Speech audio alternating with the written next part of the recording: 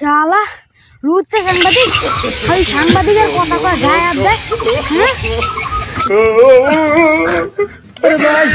বাবা বিন্দু আমি এখন চলে আসছি আমাদের যেই কুখ্যাত জুয়াখোর যে জুয়া খেলে রাতারাতি 3 কোটি টাকা পেয়েছে তারই কাছে চলেন তারই কাছে আমরা কথা বলি। আপনি যে জুয়া খেলা রাতারাতি 3 কোটি টাকা পেয়েছেন এখন আপনার অনুভূতিটা কেমন? আমার অনুমতি জুয়া খেলে 3 কোটি টাকা কামিয়েছি, তার জন্য আরো জুয়া করার জন্য চিপায় চাপায় আরো জুয়ার ক্লাব বানায় দেওয়ার না আমার অনুমতি।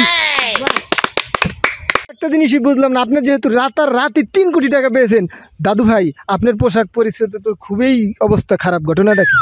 আরে আমি নিউ মার্কেট পাঠাইছি, এই যে আমার প্যান্ট শার্ট আইতাছে মার্কেটে আনায় পারবো, অন কোনো টেনশন নাই, পাঠাইছি লোকজন।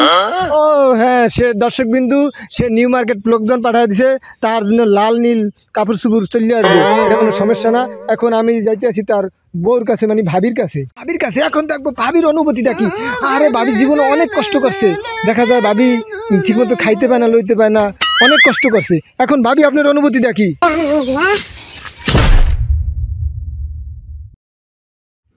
শালা রুচে সাংবাদিক ওই সাংবাদিকের কথা কয় গায়ে হাত দেয়। বাবা আমি একটু সাংবাদিকতা করে একটু ভিডিও মিডিও সাইডে খাই, আমার এমন লাথি দিতে পারলো। আরে ভাই আর উচ্চ হয় না, আমার বড় অনেক রাগি, রাত্রে দিলে ভাই আমি উচ্চ হয় না, ভিডিওটা করেন। হে ভাই আমার বউর জন্য দোয়া করবেন এবং আমি যে জুয়া খেলে আরো অনেক টাকা ইনকাম করতে পারি। ধন্যবাদ সবাইকে, ধন্যবাদ।